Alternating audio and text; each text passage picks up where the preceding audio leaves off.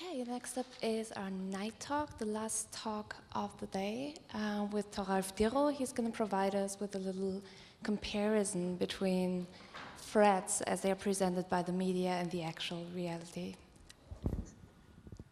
Yeah, okay. Hi, and welcome.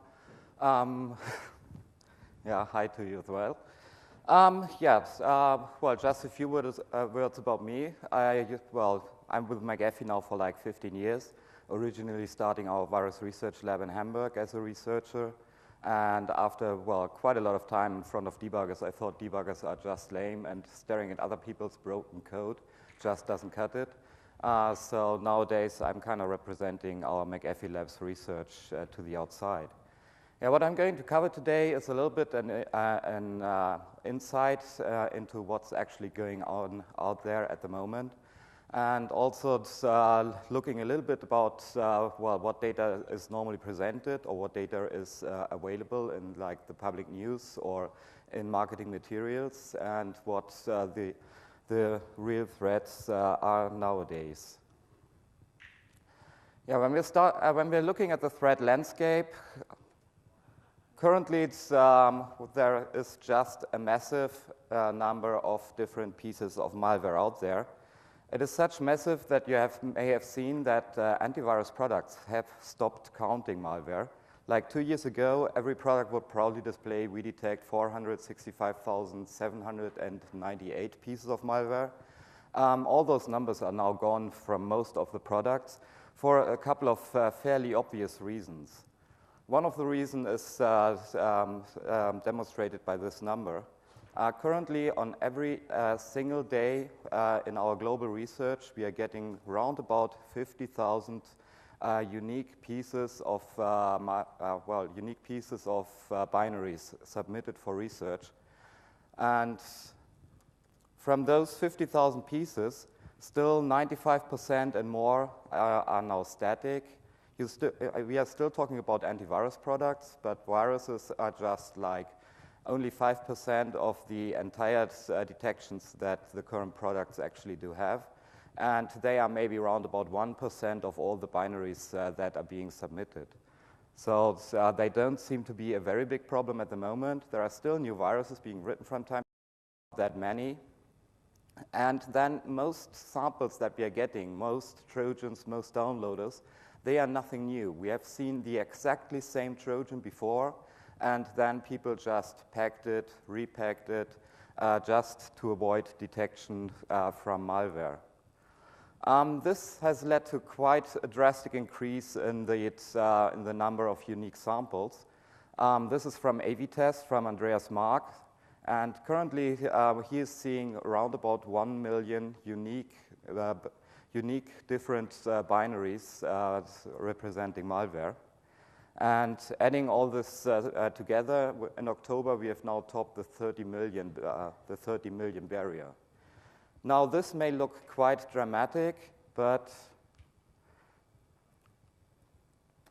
if we are looking at the technology of it, that is being used, we are also seeing that the malware that is being developed is increasingly sophisticated.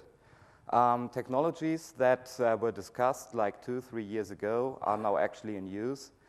And technologies like a rootkit technology is now so common with malware that we actually have stopped analyzing or looking at it. We don't really care if a piece of malware comes with a rootkit functionality or not, as long as we are able to detect it. We simply don't have the time and resources to really look into this. So nowadays, it's fair to assume that all pieces of malware that you encounter come with some kind of rootkit technology. And very often, this rootkit technology comes not as a separate bundle, but is integrated with the Trojan itself. Yeah, the motivation behind that has changed a lot. Previously, the motivation for people of breaking into websites was, well, basically for fame. They would write funny things on the website and have bragging rights on the schoolyard. And the same used to be true for viruses, Trojans, etc., written by kids just for the purpose of bragging rights, yeah, did you see Bild covered my great virus in an article on the weekend? Nowadays, the motivation is just money. Most of the malware that we're seeing today, over 90%, is only written for the purpose of getting money. Worms like Configure, they make the big press. Everyone wrote about Configure. And Configure still makes a quite nice botnet even today. Currently, there are still around about 7 million infected machines running Configure. And the people behind still don't do anything with those machines. We don't know if they lost interest or if they're just scared or if they have just no idea what to do with 7 million infected machines. If you look at the Configure Working Group website from time to time, they still track the number, and if there would be any activity ongoing, then they would probably tell us. But the real threat is normally not a big thing like Configure, but just a small attack with a limited number of Trojans that are being delivered to people. And well, the result of the financial motivation is that people constantly develop new Trojans or constantly change the Trojans that they have been written previously, basically just to avoid AV detection, just to remain on an infected machine longer. That's why all the toolkit stuff has become so very common. If a user has problems detecting the malware in his machine, then you can control the machine longer, get more money with that. And everything nowadays there is motivated by money. So we have 30 million plus malware samples, so basically we are completely screwed. Well, not really. The total number may look really, really big, but of those 30 million, 99.9% are actually samples that you will never, ever encounter again. People now create a piece of malware just to use it once, just to send it out with one single spam campaign, and then never use it again, or recycle it by repacking it, making sure that current AV doesn't detect it any longer. So from those 30 million, there are maybe a couple of thousands that are out there that make up the actual problem. Most of the remaining 29-something million samples do make a very good impression in comparative AV reviews, but they are not really relevant to the outside world. Then, for the bad news, well, criminals love VirusTotal and similar services. Actually, they don't use VirusTotal as much because VirusTotal would give the samples to the AV industry. But there are other multi-scanner systems that allow an attacker to create his Trojan, package it, and then upload it, and find out which virus scanner does provide detection for it, change it, update it, and finally, when they are done with that, they know that with the current signatures, with the current heuristics, no virus scanner on the planet will detect that Trojan at the moment when they're sending that out. So that's one, well, fairly sad part of reality today. Or at least for the more important attacks, the attackers can guarantee that there is no antivirus protection against such a piece of software. Then also because so much stuff is repackaged and over again, the real number of the threats that we are looking at is also significantly lower. Currently, the unique malware growth for 2009 is not like 20 million pieces, but round about 2 million different strains of Trojans. And in many cases, those are just slight modifications, slight updates to the same Trojans. So the number of Trojan families actually is much, much lower than those 30 millions that normally is talked about. Well, then to come to one technology that has become fairly popular over the last 12 months, with the problem that criminals are sending out malware where there is no current antivirus protection, possible solutions were being tried how to update the customers faster. And the current state of the art there is moving part of the detection out into the cloud. That's the train that every AV vendor and basically also many other security vendors are trying to jump on, saying, yeah, we now offer some kind of in-the-cloud protection. Well, what does this actually mean? The currently used cloud methods basically have a large database of hashes, of fingerprints, of files inside a database. And this database is updated automatically every time when they see a new Trojan, every time when there is a new detection for a static piece of malware. Then this database is updated with the hash of this file automatically.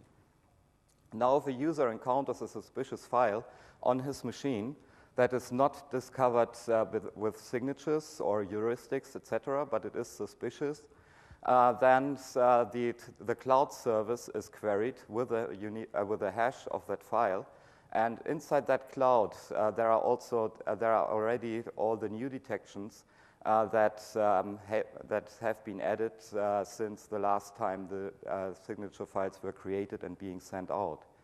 The major benefit of this is that this is extremely fast in delivering a new detection to a customer and react to maybe a Trojan campaign where something new has been sent out, which normal AV doesn't detect, but that would be detected with cloud services like Artemis. Now, what makes a file suspicious? There are fairly large decision trees that are being walked through when a file is not being detected by AV. This is just a fairly simple example of what those decision trees could look like. Like, is the file bigger than 1 megabyte? No. Has it been compiled recently? Yes. Does the extension mismatch? Yes. Then it may be a suspicious file that then would be sent, where then the cloud service would be queried. So in this case, well, basically one and the same file, Notepad, either just present as a file, or Notepad packed and installed as an autorun would yield completely different results in those decision trees. So if a packed file is being run as an autorun, then immediately we assume this is very suspicious, and we ping our cloud services with that. Now, what can those services actually achieve? Of course, every vendor says, yeah, this is now the greatest service ever, and you are now like completely protected just by our products. Unfortunately, it's not the complete magic silver bullet. For one thing, it is only good against static malware. With malware, with Trojans or other kind of malware that are delivered with a server-side polymorphism, there is no protection against those. And there is no protection against viruses. Viruses infect other files. You would have completely different fingerprints for each infected files. So nothing can be done against viruses with this kind of technology. And also you need to be online. Like if I would now plug a USB stick onto my machine, I'm not online, then unfortunately those services cannot help me. The only thing that those services, the only problems that those cloud security services or cloud scanning services solve are the time from delivering from first having a detection and delivering the detection to a customer, and then possibly also for the size of the DAT files. Some AV vendors are thinking or doing some kind of outsourcing of part of their detection or part of the more time-consuming and space-consuming detection and removal instructions somewhere into the cloud, just having a basic detection first, trying to make the DAT file size much smaller. But there is one big bonus that we are getting from the cloud services. We do get quite a lot of information. The information that we are getting is, well, obviously the fingerprint of the file in question, and we get the IP address from your ISP, who is actually then relaying, in our case, the Artemis request to us via DNS. So we can see if a new piece of code suddenly comes out of existence and is being picked up in various places all over the world, then we immediately know there's something very fishy going on, and then we can start hunting for that file. Or in some cases, we can even automatically blacklist that file, assuming this file is evil, based on it hasn't existed before, and suddenly it pops up all over the world. This comes with the possibility of false alarms, but then those false alarms are also very easy fixed. We don't need to distribute that files to all customers. We can just move a hash in the database from assumed evil to the category of known clean files. With this visibility, we can also check.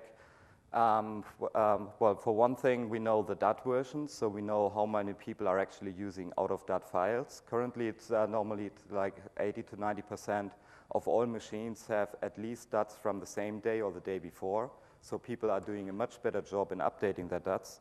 And we're getting also the category where the file was originally coming from. And then a little bit to our surprise, we figured out that most detections coming by Artemis actually were not detection where someone was browsing over the internet and downloading some dodgy file. And well, most of those files actually would cause a query to Artemis. But the highest rate of files that turned up on a machine were files that were copied over from remote to the actual machine. In most cases via USB stick. And this category is a little bit obfuscated by Configure, because also Configure copies itself over the network on a machine. And so Configure is severely overrepresented in this small breakdown. Yeah, as I said, with the visibility that we are having in the background, we can see where requests are coming from. In the picture down there, the initial request for a new file that we have never seen before are represented by those white dots. And this is kind of the typical global breakout representation when someone launches a major spam campaign using a Trojan, or when someone places a Trojan for download on lots of web pages. And so when we see such a distribution on a file we've never seen before, then we tend to automatically blacklist it. So then we can continue to monitor where this file is actually being, where on the world this file is actually present. But all those red dots also represent that the cloud security in this case could already tell to the client, this file is very likely suspicious, allowing users to block this file. And in this case, this happened like 2 hours before we got the first real copy of that file, where we then could verify that it indeed was a Trojan. Yeah, for some future protection mechanisms, as this was not the silver bullet, maybe the other two are, no, not. The technologies that we are likely to see in the future are, for one thing, true behavior-based detection. Currently, no AV vendor does true behavior-based detection, no matter what their marketing material implies. With true behavior-based detections in the future, well, basically a process would be monitored over the complete time it is running, monitoring for one thing, for known fingerprints of malicious processes, and then also monitored generally for malicious activity, allowing even a Trojan that is dormant for a while and only starts with some activity maybe after half an hour, or maybe only if a certain banking website is browsed to, then this kind of technology will be able to then also kill the process and also undo all those changes. You can expect to see that technology maybe around the end of next year being used by vendors. And another technology that we will see more in the future is the more use of whitelisting. Whitelisting applications means not only having like a bunch of fingerprints of known bad applications, but also having fingerprints of known known good applications, which would then, for one thing, speed up scanning quite a lot, and then also would, well, basically prevent changes to known system files and other files on your system. Well, the driving economy force that is behind all those Trojans are, well, a kind of real underground economy nowadays. We do have like two basically different groups. One thing is a full-blown criminal organized crime operations.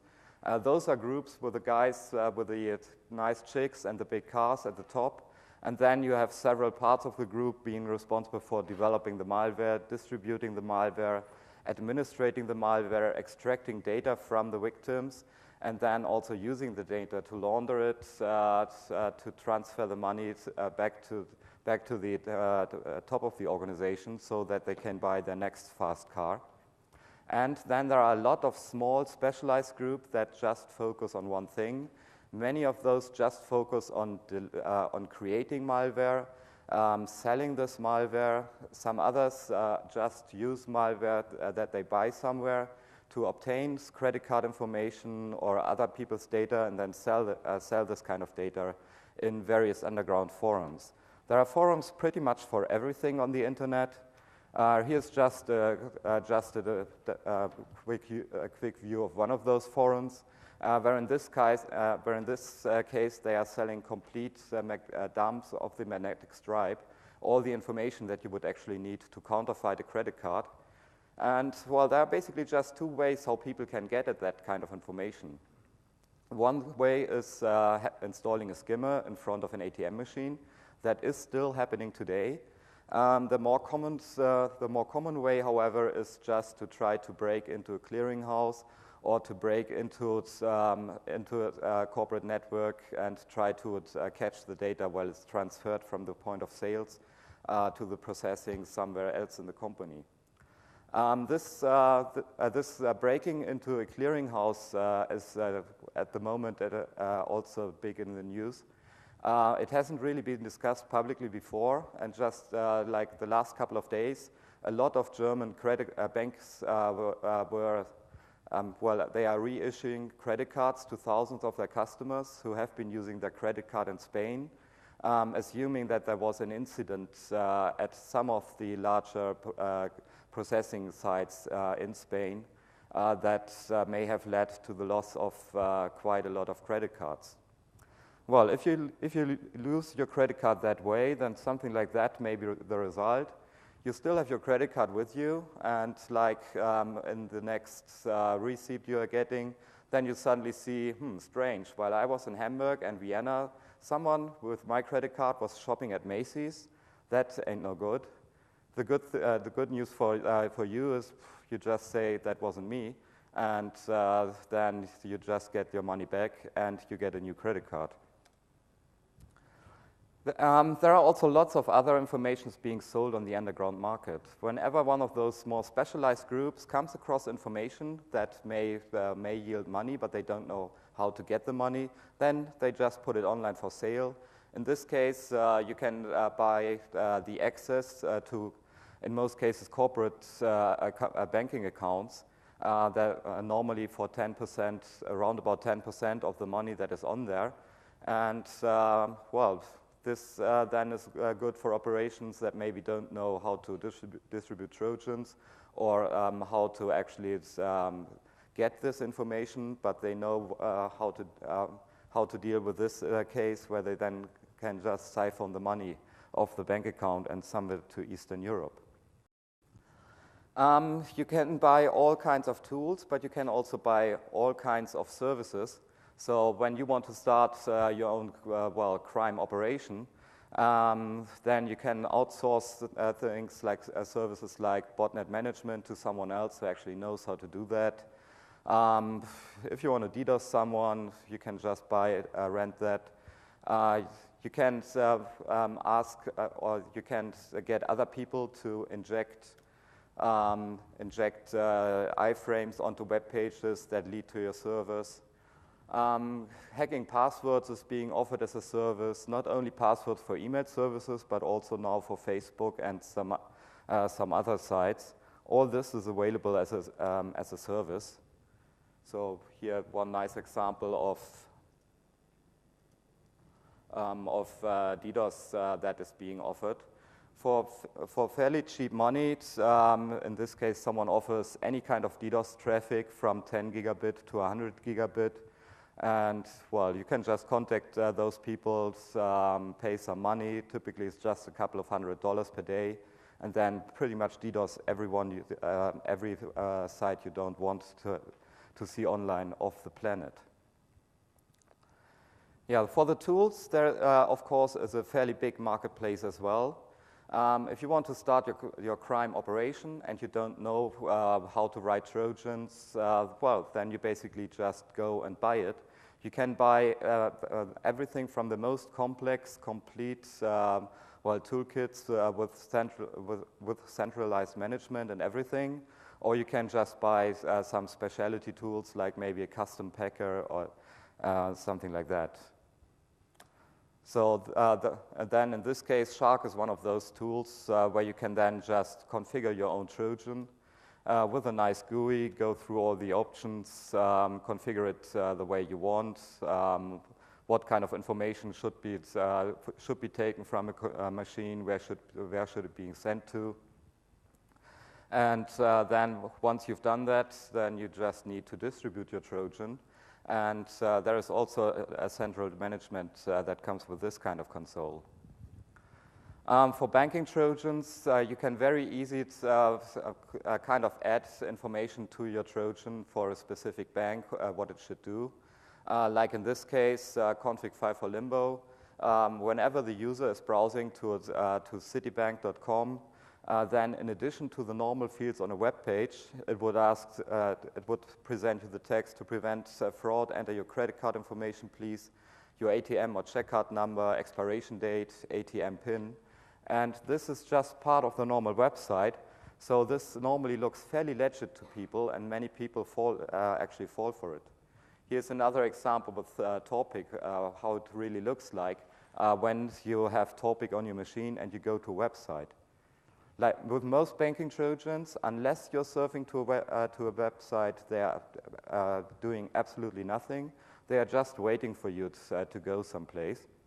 And then you see, well, the SSL connection is on and all the certificates are valid. The Trojan just places additional information inside your browser. So in this case, a couple of screens or a couple of fields asking for first name, last name, mother's maiden's name, card number, PIN, and a couple of other things. So the attacker in this case may have overdone it a little bit. And well, for the delivery of Trojans to machines, you probably still, probably most of you have seen one of those emails in one of the other forms, where an email comes just with a small attachment, which is like the real classic way of distributing Trojans. And it is still the most common way today. And most people just talk about drive-by downloads, but actually most Trojans are distributed by either direct email attachment or by providing URLs in emails. Then, well, those attacks, they range from like really dumb and really stupid to very specific to a small number of targets, to really specific to just one single target. In this case, an email that was being sent to one of our chief execs, where the exec is then targeted to download additional information about some kind of text statements. There was a wave of this sent around in the US a while back, targeting a couple of thousand bigger companies. And so the United States tax code actually put a warning on their top website that they didn't send out this email and that they will never send out such a thing now or in the future.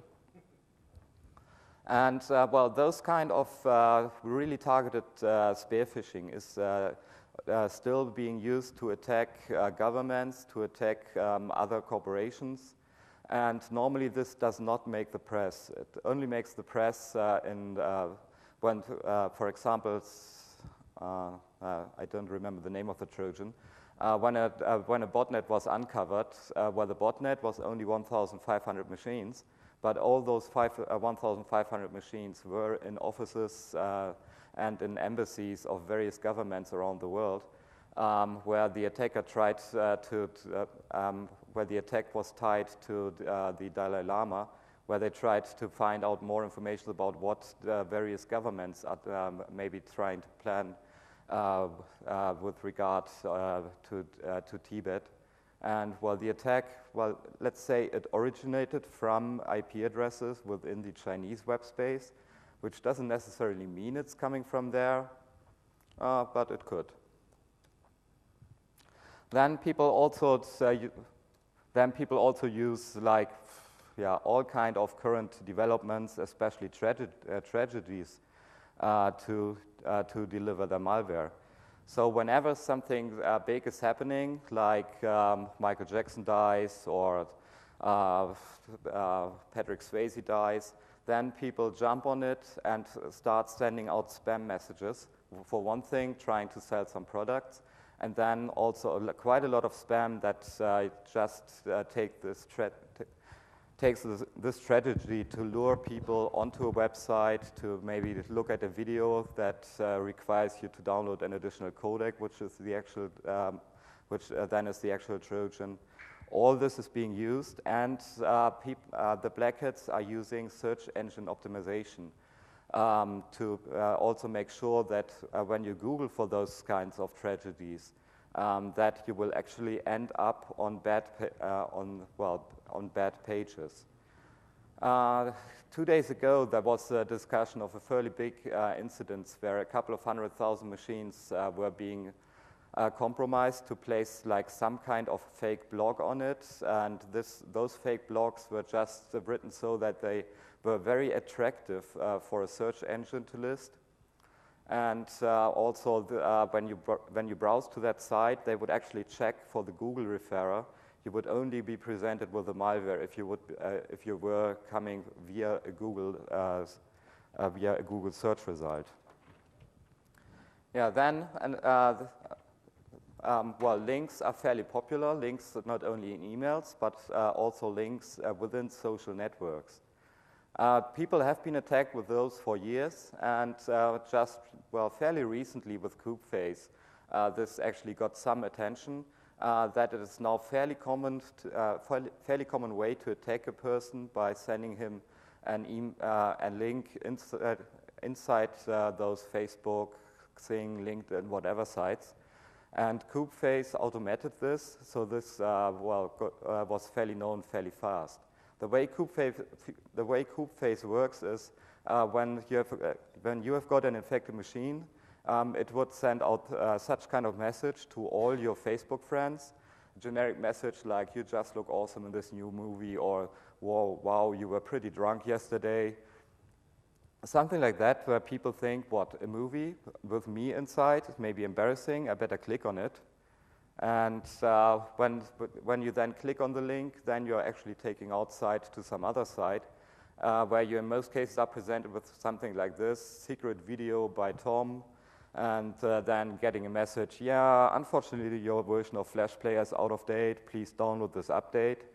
And well, one giveaway is in most cases, all this is one picture, so wherever you click on it, you will see those small additional icons appearing, indicating it's a picture, not a movie. And well, when you click anywhere on this picture, then you're being offered a codec or something that at least looks like a codec that will then, when you open it, infect your machine. KubeFace has become fairly popular this year with quite a number of different variants that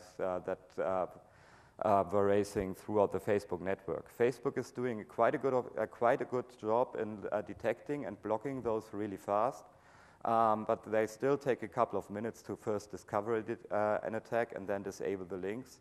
So when you get one of those links and you're really fast, then you will still be able to get to the original page. Then another fairly common way nowadays to infect other people's machines or to deliver malware onto a machine is the autorun feature. The autorun feature has been completely ignored until Configure came. And actually Configure was just a very small tip of the iceberg.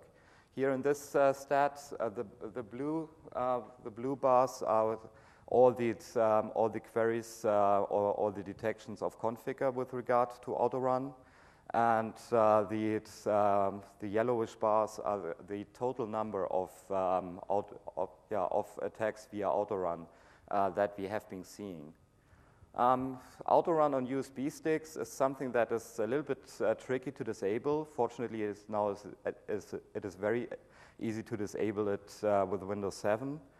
And many people just never changed their settings. So many people are vulnerable to this as an infection vector.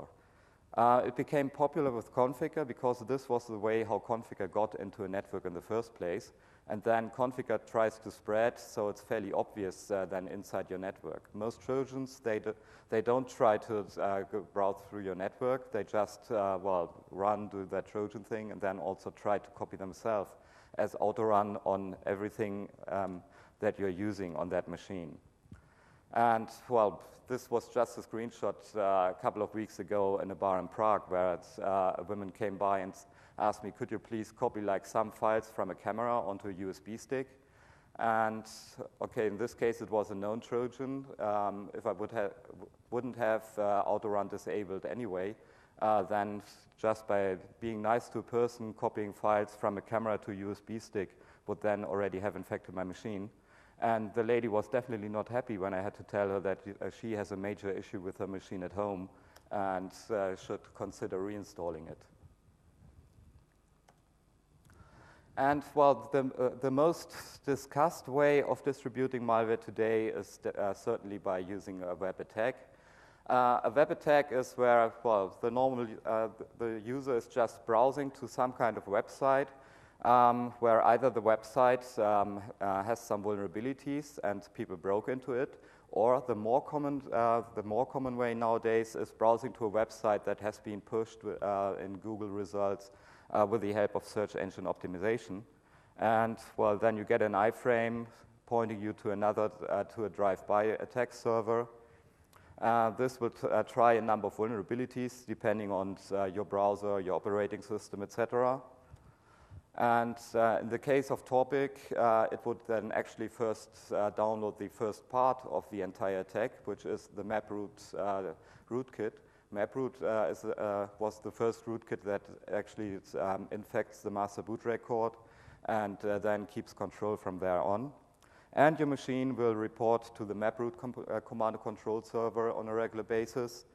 And the first command from there will then be, here are the topic files, please download and install, which the MapRoot binaries will happily do. And then the real Trojan topic is then installed, injects itself in your browser and a couple of other applications. And then automatically, it's every 20 minutes, all the data that the Trojan has stolen is uploaded to the topic command and control server. And the machine is also getting updates over specific websites where topic should insert additional information when the user is browsing to it. In most cases, those are like the web shops and all the online banks. Yeah, hacking websites simply for the purpose of getting people redirected onto your attack server was a fairly common way 1 year ago. It is still a fairly common way today. I just tried like the same search, which just searches for a script in the title today. And well, 1 year ago, this search yielded 200,000 machines. Now it's still 100,000 machines. But those machines are normally like not really within the heavily traveled to place of the internet.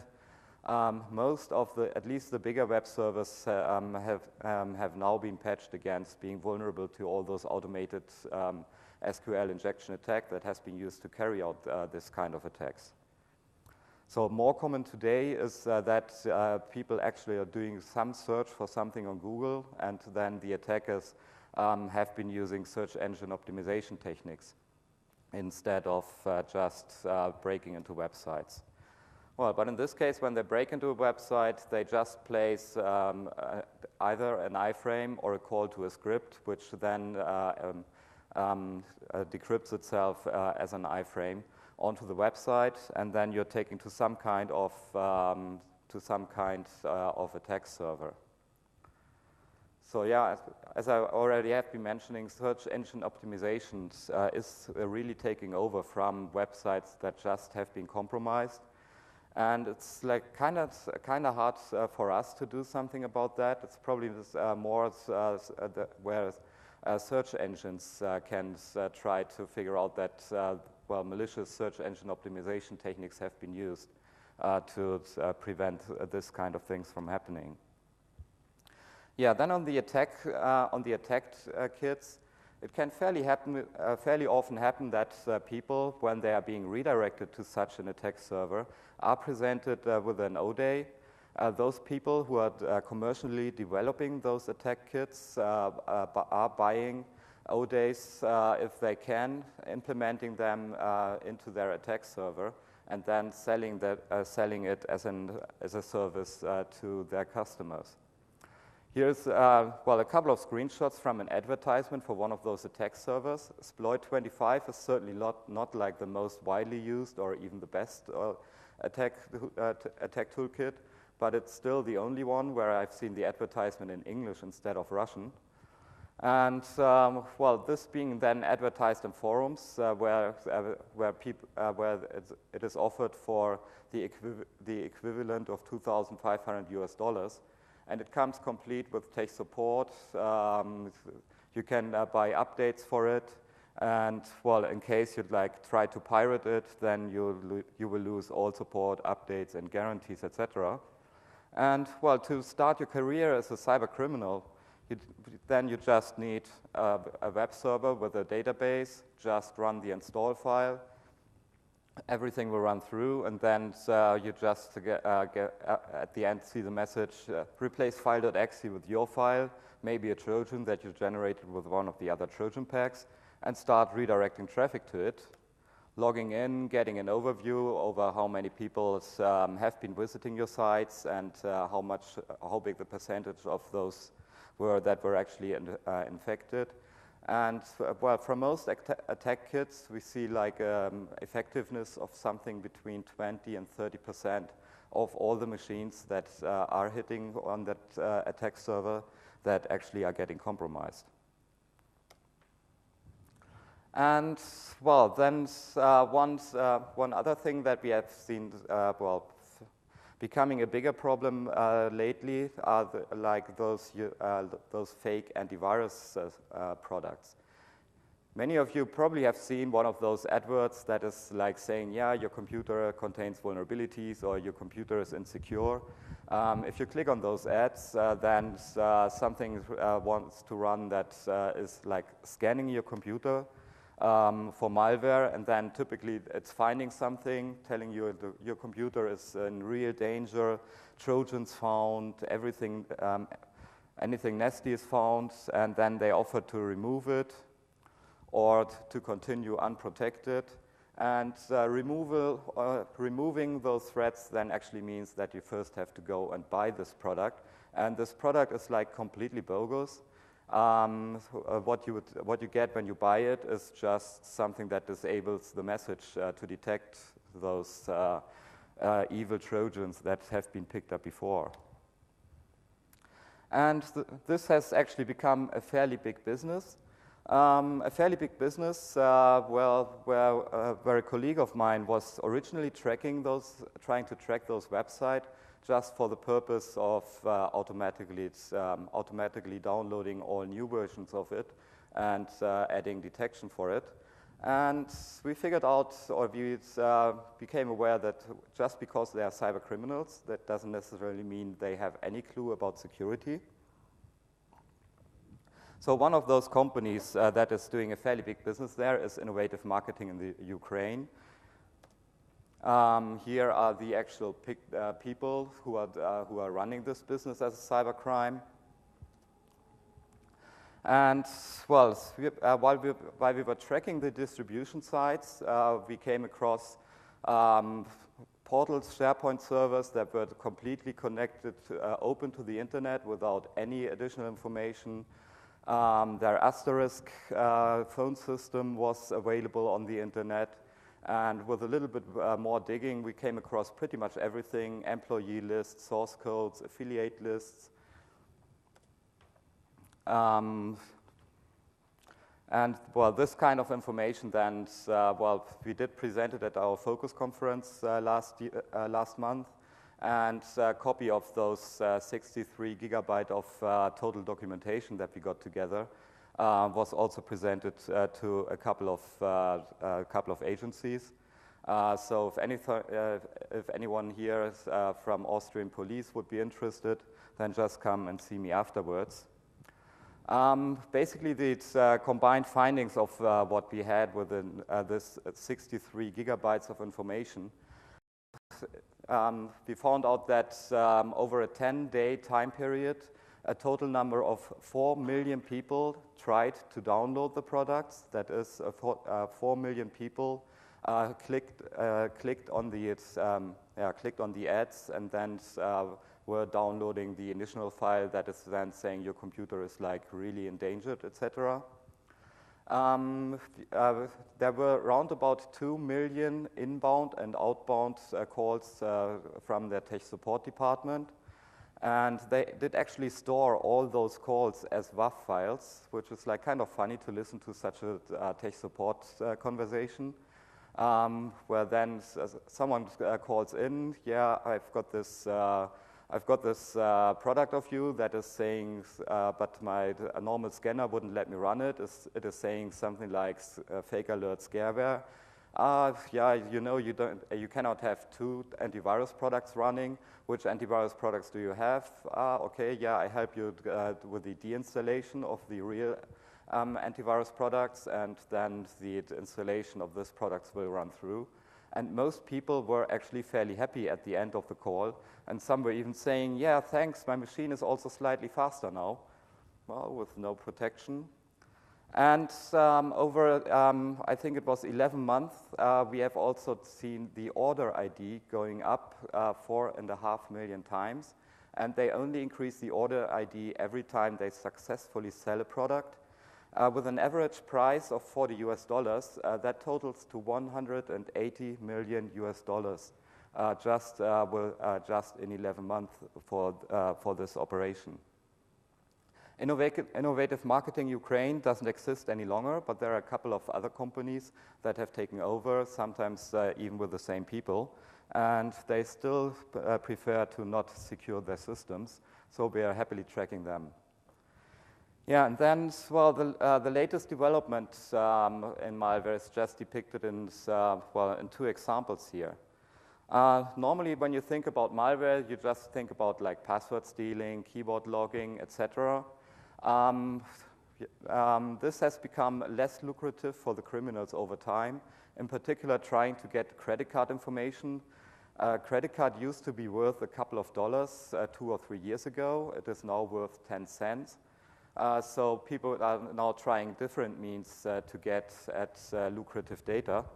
One that was mentioned in the media a while back is a Trojan called URL Zone. That Trojan,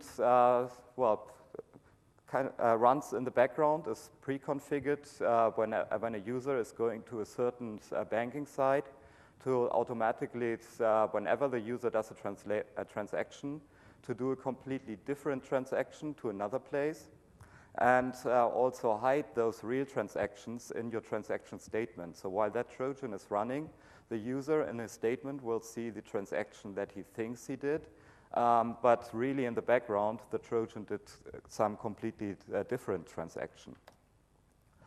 And I'm not sure if any one of you have seen the Zeus human man-in-the-middle interface yet.